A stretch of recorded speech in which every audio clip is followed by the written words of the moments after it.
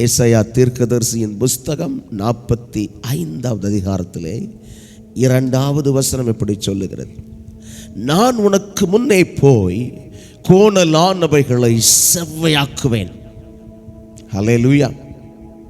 எனக்கு அன்பான என் சகோதர சகோதரிகளே, இந்த நல்ல காலை நேரத்தில் தேவன் தருகிற ஒரு தீர்க்க தரிசனமான, தேவன் தருகிற அபரிவிதமான ஒரு வார்த்தை, கோணலானவைகள் செவ்வையாகும். கோணலாய் இருக்கிறவைகள். எதையா கோணல்? கோணல்னா என்னங்க? கோணல்னா ஒரு நேரா இல்லாமல் வளைஞ்சு வளைஞ்சு போகிறதுன்னு வச்சுக்கோங்க. அல்லது சூழ்நிலை நமக்கு ஏற்றது போல இல்லை, பட் அது வேறு விதமாக இருக்குது. நம்ம நினைக்கிறோம் இது நடந்துரும் அல்லது நடக்கணும் அப்படிங்கிற ஒரு பெரிய எதிர்பார்ப்பு. ஆனால் அது நடக்காதபடிக்கு ஒரு தடை. அது எதனாலன்னு தெரியல, ஏன் இப்படி வந்ததுன்னு தெரியல. சில நேரம் நம்ம தடுமாறுகிறோம், சில சூழ்நிலைகளை பார்த்து அங்கலாச்சி போடுறோம். ரொம்ப ஏயா எனக்கு இப்படி நடந்துச்சு, நான் தான் ஆண்டவரை உண்மையாக தேடுறேனே. இதுக்கு ஒரே ஒரு வார்த்தை இருக்குங்க பைபிளில். நிறைய வார்த்தைகள் உண்டு, அதில் இந்த வார்த்தை ரொம்ப ஸ்பெசிஃபிக்காக புதிய ஏற்பாட்டு பரிசுத்தவான்களாகிய நமக்கு. நீங்கள் கேட்கலாம், பரிசுத்தவான்கள் சொல்கிறீங்களா பிரதர், நாங்களான்னு கேட்காதீங்க. இயேசு கிறிஸ்துவின் இரத்தத்தில் கழுவப்பட்ட அனுபவம் உங்களுக்கு இருக்குமானால் நீங்கள் பரிசுத்தவான்கள். ஆமென். ஆனால் பரிசுத்தவான்களாகிய நாம் சீர்பொருந்துதல் என்பதை குறித்து வேதம் பேசுகிறது. அது எது?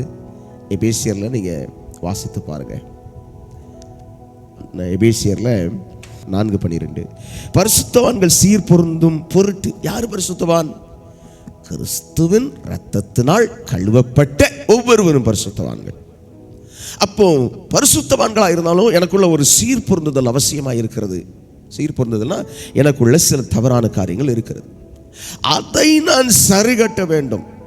அதற்குத்தான் சபையே, அதற்குத்தான் 5 வகை ஊழியங்கள். நீங்கள் கீழே அதில் பார்த்தீங்கன்னா அது எழுதியிருப்பாங்க, அது பின்னாடி வாசித்து பாருங்க. எபேசியரில் 4:12 வாசித்து பாருங்க. அப்போ என்னை சீர்பொருந்த பண்ணுகிற பிரசங்கம் எனக்கு அவசியம். ஆமென். அல்லேலூயா. அதே போல இந்த கோணலாய் இருக்கிற காரியங்கள் ஏன், அந்த கேள்விக்கு ஒரு பதில் ரோமர் எழுதின அப்போஸ்தலனாகிய பவுல் ரோமருக்கு எழுதின நிருப புஸ்தகத்தில் 8வது அதிகாரம் அதில் 28வது வசனத்தை வாசிக்கலாம்.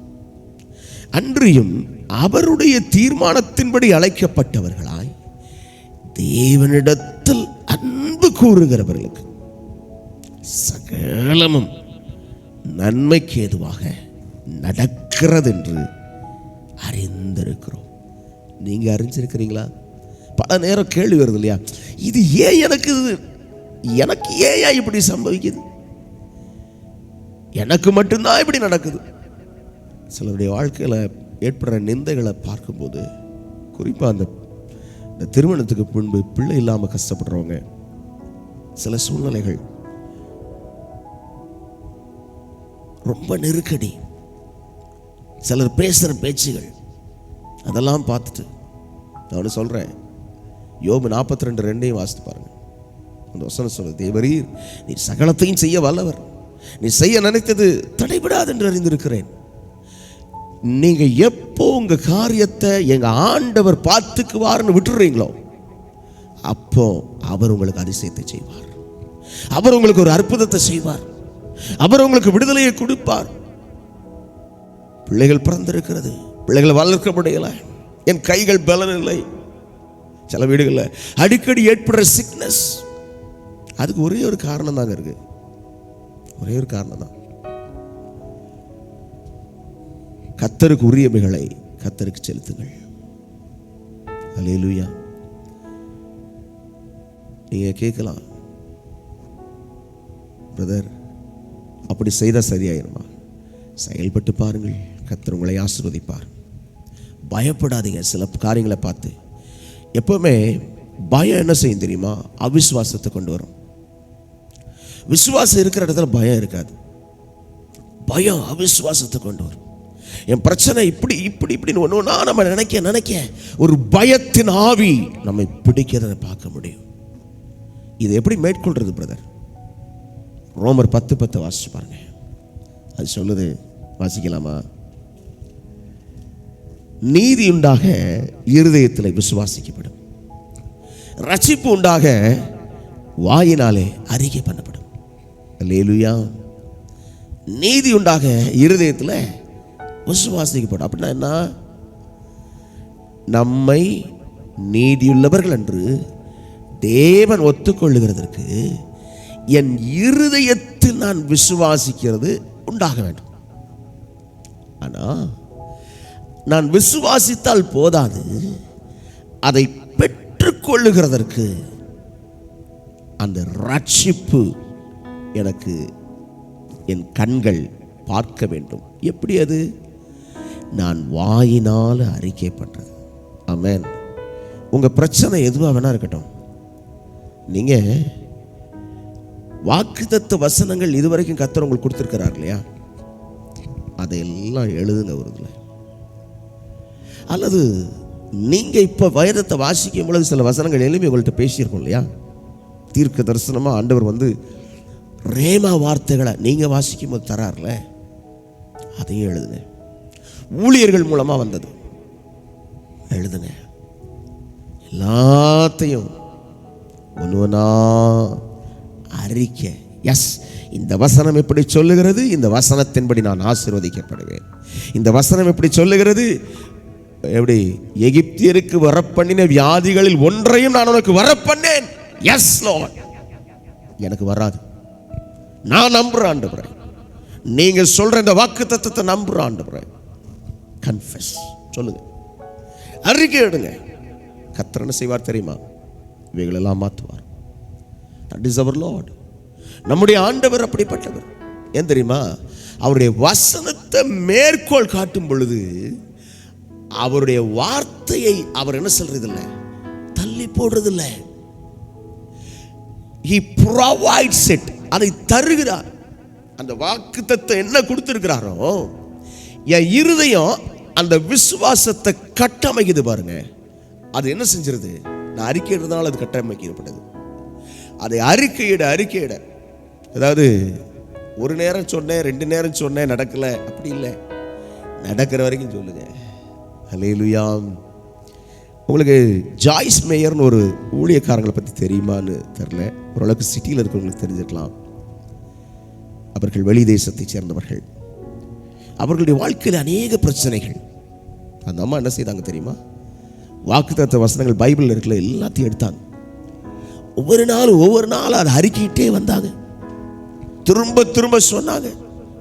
சொன்ன மாத்திரத்தில் கர்த்தர் அந்த வாக்குத்தத்தங்களை நிறைவேற்ற ஆரம்பிச்சார். அல்லேலூயா, அல்லேலூயா. கர்த்தர் நல்லவர் இல்லை? இன்னைக்கு உலகம் முழுசும் அவங்களுடைய ஊழியம் இருக்குங்க. உலகம் முழுசும் தேவன் அவங்கள மகிமையா பயன்படுத்துறார். எனக்கு அன்பானவர்களே, உங்களையும் இல்லாதவைகளை இருக்கிறவள் போல் அழைக்கிற தேவன் கோணலானவைகளை உங்கள் வாழ்க்கையிலிருந்து மாற்றி அவைகளை சபையாக்குவார். பயப்படாதீங்க. வாழ்க்கையில் இருக்கிற துயரங்களை, கண்ணீர்களை மறந்துருங்க. அவர் பார்த்துக்குவார், அவர் பார்த்துக்குவார். உன் பலவீனம் மாறிடும், உன் பலவீனம் மாறிடும். பிரியமானவர்களே, கடந்த ஞாயிற்றுக்கிழமை செய்தியை கொஞ்சம் கேளுங்க. யூடியூப்ல இருக்கும். யூடியூப்ல அந்த செய்தி உண்டு.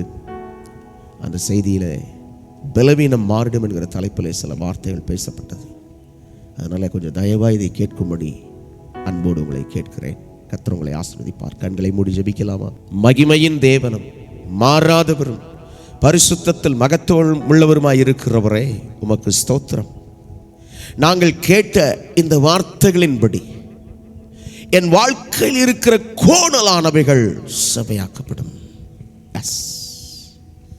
லார்ட், நீங்க சொன்ன இந்த வசனத்தை நான் விசுவாசிக்கிறேன்னு சொல்றவங்க, நாங்கள் கேட்ட இந்த செய்தியை நாங்கள் பரிபூர்ணமாக ஏற்றுக்கொண்டு விசுவாசிக்கிறோன்னு சொல்றவங்க, உங்கள் வலது கையை பரலோகத்துக்கு நேரம் நீட்டி, லார்ட், என் வாழ்க்கையை நீர் மாற்றுவீர். இந்த பிரச்சனைகளிலிருந்து என்னை விடுவிப்பீர்.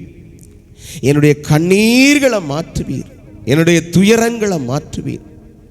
எனக்கு நீங்கள் உங்களுக்காக ஜெபிக்கலாம், அல்லது உங்கள் பிள்ளைகளுக்காக ஜெபிக்கலாம். எதாக இருந்தாலும் சரி, உங்கள் வலதுகையை நீட்டி, அல்லது உங்கள் கணவனுக்காக நீங்கள் ஜெபிக்கலாம், உங்கள் மனைவிக்காக நீங்கள் எந்த காரியத்துக்காக ஜெபித்தாலும் சரி, உங்கள் வலதுகையை பரலோகத்துக்கு நான் நீட்டி, ஆண்டவரே, ஐ பிலீவ் இன் யூ, நான் உண்மையை நம்புகிறேன், நீர் எனக்காக இதை செய்து முடிப்பீர் என்று நம்புகிறேன். ஆண்டவரே உமக்கு ஸ்தோத்திரம். ஆண்டவரே, கைகளை உயர்த்தி தங்களை அர்ப்பணித்திருக்கிற ஒவ்வொரு பிள்ளைகளையும் கர்த்தர் நீர் ஆசீர்வதித்து தெய்வத்தின் பலனினால் உம்முடைய சமூகத்தின் அப்பத்தினால் திருப்தியாக்கி, நீர் சொன்னது போலவே கோணலானவைகளை செவையாக்கும், கோணலானவைகளை செவையாக்கும். கிருபையை தாரும், பலனை தாரும். இயேசு கிறிஸ்துவின் மகிமையின் நாமத்தில் ஆண்டவரே, இந்த காலை ஜெபத்துக்கு வந்திருக்கிற ஒவ்வொரு பிள்ளைகளையும் கர்த்தர் நீர் பேர் பேராய் ஆசீர்வதித்து, அந்த பிள்ளைகள் எந்த நெருக்கடியில் இருந்தாலும், பலவீனம், வியாதி அல்லது பொருளாதார நெருக்கடி எதுவாக இருந்தாலும், அல்லது எனக்கு ஒரு ஆசீர்வாதம் வேணும், அது இன்னும் கிடைக்கலையேன்னு காத்துக்கிட்டு இருந்தாலும், அதை கொடுக்கும்படியாய் தேவநீரராய் அனுக்கிரகம் தரும்படியாய் உம்மிடத்தில் விண்ணப்பம் பண்ணுகிறேன். அவர்களை ஆசீர்வதியும், காத்துக்கொள்ளும். இயேசு கிறிஸ்துவின் மகிமையுள்ள நாமத்தில் ஒப்பு கொடுத்து ஜெபிக்கிறோம் ஜீவனுள்ள நல்ல பிதாவே. ஆமென், ஆமென், ஆமென். ஹல்லேலூயா, ஹல்லேலூயா, ஹல்லேலூயா. பிதாவாகிய தேவனுடைய அன்பும் கர்த்தராகிய இயேசு கிறிஸ்துவின் கிருபையும் பரிசுத்த ஆவியானவருடைய அந்யோன்ய வழிநடத்தலும் பாதுகாப்பும் அரவணைப்பும் நாம் யாவரோடும் இருப்பதாக. ஹல்லேலூயா.